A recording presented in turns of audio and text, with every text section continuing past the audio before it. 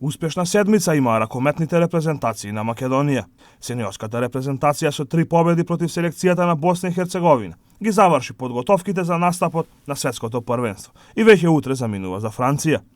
На последниот од трите надпревари против Босна и Херцеговина, нашите ракометари забележаа победа од 32:30. На овој надпревар најдобар во нашите редови беше капитенот Кире Лазаров со 11 погодоци. Гоце Георгиевски постигна 6, додека Дејан Манасков беше стрелец на 5 голови. Сениорската репрезентација утре заминува за Мец, Франција, каде ќе ги играме надпреварите од групата Б. На списокот на селекторот Лино Червар се најдоа дури 8 дебитанти, кои за прв пат имаат можност да настапуваат за Македонија на официјални надпревари.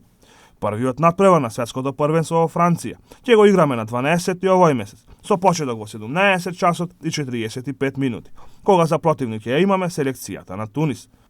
Додека сениорите се подготвуваа за настапот на светското првенство, младите репрезентативци на Македонија ги играа квалификациите за пласман на светското првенство, кој оваа година ќе се одржи во Алжир.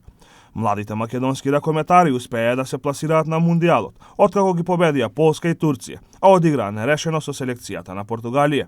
Квалификацијските надпревари се играа во спортската сала Кале во Скопје, а посебно внимание привлече последниот надпревар против репрезентацијата на Турција.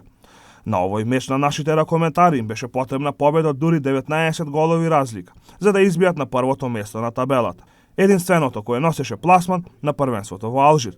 Сепак репрезентативците на Македонија до 21 година се надминаа себе си и успеа да слават со 20 голови разлика, односно 39:19, што беше доволно за прв пат после 20 години младинците преку квалификации да се пласираат на светско првенство.